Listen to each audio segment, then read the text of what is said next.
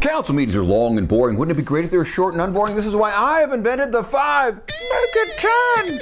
What? 10-minute meeting.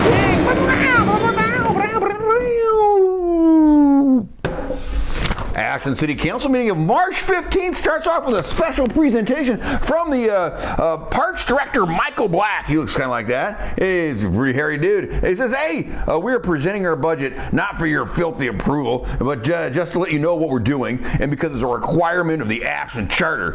And then Parks Commissioner Rick Lant, he looks like this. He goes, hey, let me tell you the history of why Parks always wants more money. In 1997, State Measure 50 said property tax that used to go to parks or the city or the airport could only go to cities. And so 10% maximum, and not to city groups. And the city groups had to ask for a percentage of the property tax. So parks got 2.09 of the 10%. And in 2020, that percentage went down to 1.89 because smoke was killing tourism, and for a number of years the budgets were getting squeezed, and so now it's 2023, and we want that $2.09 of the 10% back.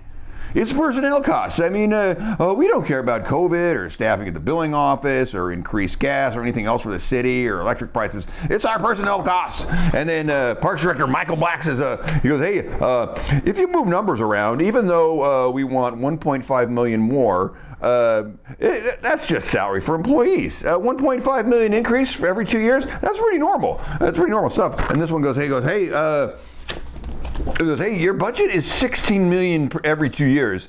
If you get all the food and beverage tax from that new food and beverage ordinance, would you just add that on top of the 16 million? And Parks Commissioner Rick Lant said, he goes, oh, of course not. We'd give all that money back to the city. I mean, he didn't laugh, but come on, that's hilarious, right? Okay, let's say, so then this one goes, and parks should have all the food and money instead of like the streets again, or the cops or whatever. And Parks Director Michael Black says, well, since I have total control of parks, I can hire and fire my people depending upon how much restaurant money's coming in whenever I want to. And the city just doesn't seem to do that. And then this one goes, hey, what are parks repairing and maintaining coming up? Just FYI. And Parks Director Michael Black says, oh, we got a lot of things getting fixed, like stairs and pond stuff. And the plan for the Butler Perozzi fountainheads are really coming along. And Commissioner Rick Lant says, the Butler Perozzi fountain, by the way, is all donation money. And the most important thing I'm worried about is dog walkers along Windburn Way. And that's why I have delayed that project to improve dog walking areas for 2 years until the master plan's approved. That was crazy. And then this one goes, hey, you guys aren't building enough mountain bike trails, by the way, is what all my friends think. And this guy goes, yes, we are. This guy goes, and this $16 million budget for 2 years is just the operations budget. The CIP budget, capital improvement projects maybe, is a different budget. So that's more money. And trail building could be in there. Newsflash, Parks has 2 budgets apparently. There's the operations budget, that's $8 million a year, and the CIP with millions more. Stay tuned. And then City Manager Joe Lessard, he looks kind of like that. He says, he goes, hey, regarding the city's vision statement and town hall meetings, remember that? There are some results and graphs. He showed those, and the economic roundtable happened, follow-up topics are, we need to partner on building an Ashland brand. Apparently just letting 2 ladies at the Chamber of Commerce write better together isn't getting traction. And then he said we need to establish we need to establish a university activity center. And then number 3, we need a partner to promote more affordable childcare. And then he gave all these results of all those meetings to each counselors. Apparently they all got these packets. It seemed like a lot. And then this one goes, hey, also, everyone should go to the city website and look at the Ashland City Budget Survey. And so that also sounded like a lot. And then this one says, hey, thanks to everyone who participated with the Budget Committee, participated in all those meetings. And with the budget committee meeting coming up, we should give all this info to each committee member. Oh, sounds like a lot. And then this one goes, I was at a regional meeting recently, and everybody was envious of our economic roundtable, FYI. And then the city manager report, City Manager Joe Lessard, that's him right there. He says, he goes, a shout out to Reagan Trapp, a permit technician who did some great stuff. I don't know what they did. And the data center is looking to get a bigger space, and the community development is looking at all buildings for maintenance. And the hiring process still is kicking along. We're looking to have 8 new positions filled soon, and 8 more are in various states of interview, and other hiring things are happening. And this one goes, where is he? This guy goes, he goes, hey, let's not lose track that all gas stoves should be converted to electric stoves.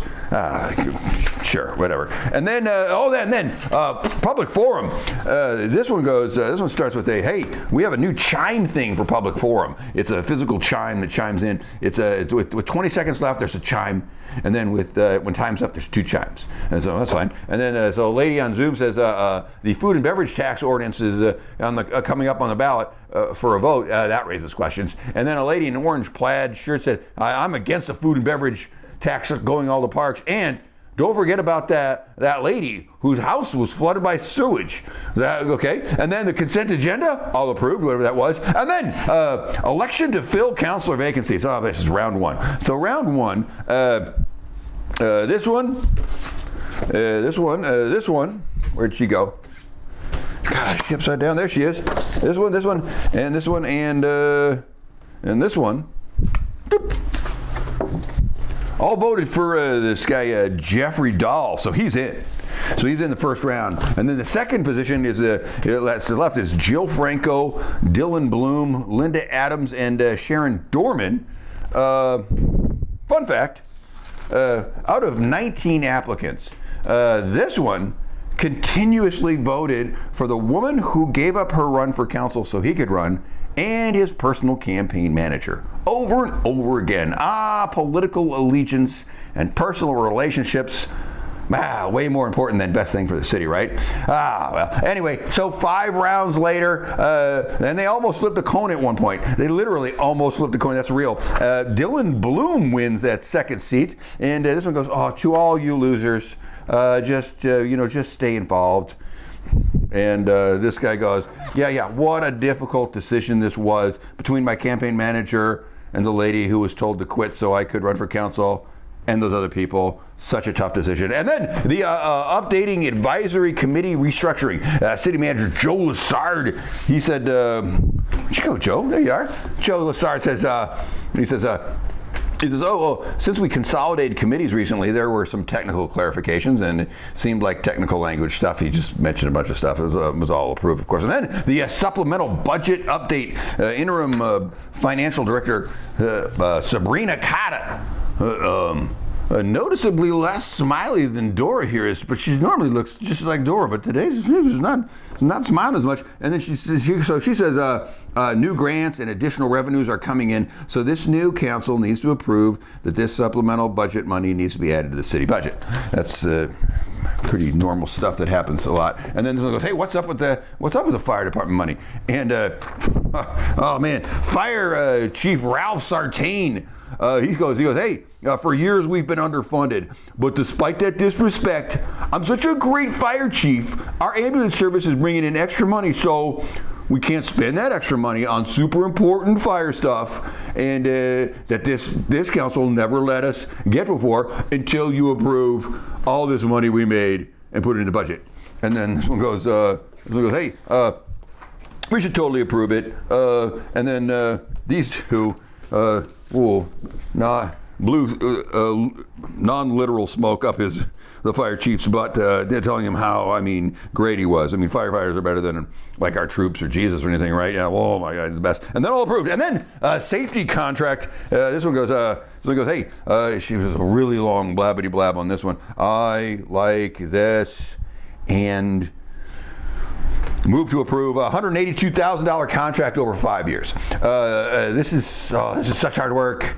More important than anything anyone else in town does. This is for ongoing safety training, I believe, for our firefighters. It's pretty normal stuff. And then this guy, oh my gosh. The city attorney, Doug McGarry, comes up and he goes, hey, Carrie Ann Olson, who wrote the language for this RFP, request for procurement, that's how the city asks people to do stuff for it, isn't a firefighter, but a super important part of this process. She's a real hero here. Well, that was pretty fun. All approved. And then Recology rate adjustment. Recology guy says that $23.99 a month in Ashland is less than Medford, and we're looking to get 5 acres of solar next to the Valley View dump. And we have a mattress recycling program at Valley View Dump, and there's a composting plan that's possible coming up in the future. And this one goes, hey, what about electric trucks? Garbage trucks. And the Recology guy goes, yeah, electric trucks are double the price of a regular truck, and they only last 5 hours. You got to plug them back in, so it's not quite time for that business. And this one goes, I approve this 5.8% increase in everybody's garbage bill. And that was approved 3-1, and the one against was, I don't think anyone's going to be surprised by this. This one says, nope, 2 increases. And then, food truck announcement. The planning department interim head, Brandon Goldman, looks like this guy. He goes, hey, when you approve this second reading of this amendment, within 30 days, the planning department's going to have an application process ready. So food trucks are coming this summer. That's all approved. And then this one goes, where's she? She goes, a very long, heartfelt blabbity blab on this one again. Child care is so vital, and Oregon is an early learning desert. I propose city to create an ad hoc committee to look at how the city can support and assist more pre-K child care. If you know this one, she said a lot more words, very sincerely. But this one says, he goes, hey, is this expensive or a burden to the city there? And the city manager, Joe Lessard, says, not really. We're mostly just setting a date and letting people in the community use one of our rooms. And this one goes, this one says, hey, the city role in this of bringing various groups together and then letting them come up with some solutions is a good city stuff to do. And yeah, that's actually a good point. That was all approved. And then this one says, we still have 2 open positions on the city budget committee, and itinerant city employee Sabrina Cotta, still sad this meeting. Sorry, I don't know why. It says we had 3 applicants left over, and we should pick 2 of them the next meeting. And this one says, she goes, this one said, hey, our library is awesome, and this guy said, I went to 2 meetings. And this one said, mountain bike races are happening for all ages, thanks to the mountain bike group Devo. And then this one says, Travel Ashland is doing great. That is the end of the meeting. You're welcome.